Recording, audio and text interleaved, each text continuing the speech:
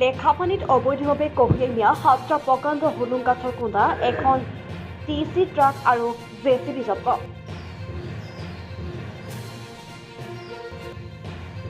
ডিগবৈ বন সংমণ্ডলৰ অধীনত লেখাপানী বন আঞ্চলিক কাৰ্যালয়ৰ অন্তৰ্গত টিপং সংৰক্ষিত বনাঞ্চলৰ নিউ এণ্ট্ৰি নামৰ ঠাইৰ পৰা 7টা অবৈধ প্ৰকাণ্ড হুলুং কুঁডাৰ লগতে টিচি ট্ৰাক আৰু এখন জেচিবি দেওবাৰে নিশা জব্দ কৰিছে বন বিভাগে। লেখাপানী বন বিভাগৰ বন কৰ্মীৰ এটা দলে যোৱা নিশা বনাঞ্চলখন অভিযান চলাই পুৱতি নিশা অবৈধ কুঁডাকেইটাৰ লগতে বাহনখন জব্দ কৰিবলৈ সক্ষম হয়।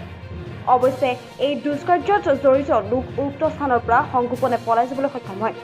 বন বিভাগে বনাঞ্চলখনত অভিযান আৰু অধিক তীব্ৰতৰ কৰি তুলিছে বুলি জানিব পৰা গৈছে। চুবুৰীয়া ৰাজ্য অৰুণাচল প্ৰদেশৰ গাতে লাগি থকা অসমৰ তিৰাপ টিপং পাহাৰপুৰ সংৰক্ষিত বনাঞ্চলৰ ভিতৰত কিছুসংখ্যক বন দস্যু প্ৰৱেশ কৰি বহুসংখ্যক মূল্যৱান হুলুং গছ কাটি সেই গছৰ কুঁডাসমূহ আৰু অৰুণাচলৰ বিভিন্ন প্লাইবৰ্ডৰ উদ্যোগলৈ বিগত কিছুদিনৰ পৰা প্ৰেৰণ কৰি আহিছে বুলি আন এক বিশেষ সূত্ৰত প্ৰকাশ কৰিছে।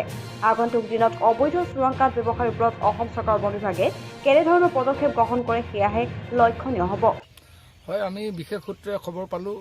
আমি বহুত দিনৰ পৰা এই বিষয়ত আমি এক পদক্ষেপ গ্ৰহণ কৰি আহিছোঁ। যোৱাকালি সন্ধিয়া আমি প্ৰায় সন্ধিয়া 7টা বজাৰ পৰাই আমি এক অভিযান আৰম্ভ কৰিছোঁ। আমি বিশেষ সূত্ৰৰ খবৰৰ ভিত্তিত আমি তাতে এক এম্বুছ কৰিছিলোঁ। এম্বুছৰ পাছতে আমি নিউ এণ্ট্ৰি এৰিয়া বুলি কয়, টিপং ৰিজাৰ্ভৰ নিউ এণ্ট্ৰি এৰিয়া, তাত আমি তেওঁলোকে প্ৰায় সন্ধিয়া ৰাতি 12টামান বজাৰ পৰা তেওঁলোকে এই কামখিনি কৰি আছে। আমি কৰি শেষ হ'বলৈ দিলোঁ, কিন্তু আমি দুৰ্ভাগ্যজনকভাৱে আমি এই ড্ৰাইভাৰকেইজনক আমি ধৰিবলৈ সন্ধিয়া আৰলৈ তেওঁলোক পলাই গ'ল। কিন্তু আমি এক সফলতা অৰ্জন কৰিছোঁ বুলি ক'ব লাগিব। আমি 7টা কুঁডা আৰু গাড়ীসহ জেচিবি আমি জব্দ কৰিবলৈ সক্ষম হৈছোঁ। কোন কোন জড়িত আছে এই দুষ্কাৰ্যত আপোনালোকে? হয়, আমি ইতিমধ্যে তদন্ত আৰম্ভ কৰিছোঁ। আমাৰ আৰু এটা দল ইতিমধ্যে আমি উক্ত ঘটনাস্থলীলৈ ৰাওনা হৈছে। আমি তদন্ত আৰম্ভ কৰা হৈছে ইতিমধ্যে। তেওঁলোকৰ এই ঘটনাৰ যি আমি সূত্ৰৰ আমি আঁত ধৰি আমি আজি সফলতা অৰ্জন কৰিছিলোঁ, সেই সূত্ৰৰ আঁত ধৰিয়েই এই দলটো আমি ইতিমধ্যে ঘটনাস্থলীলৈ প্ৰেৰণ কৰিছোঁ।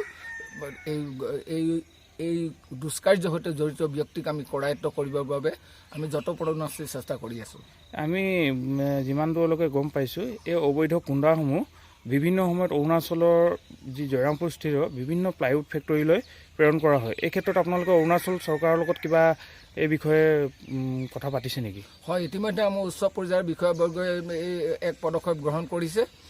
যিমান দূৰ সম্ভৱ আমাৰ বৰ্তমানে যিজন সংমণ্ডল বন প্ৰাধিকাৰী মহোদয় আছে, তেখেতে এক সুস্থ পদক্ষেপ গ্ৰহণ কৰিছে এই বিষয়ত, আৰু আশা কৰোঁ অতি সোনকালে আমি এক সফলতা পাম আৰু এই বিষয়ত এক ভাল ফল আমি আশা কৰিব পাৰিম বুলি আমি ভাবিছোঁ। এটা ভাল ফল আমি পাম অতি সোনকালে।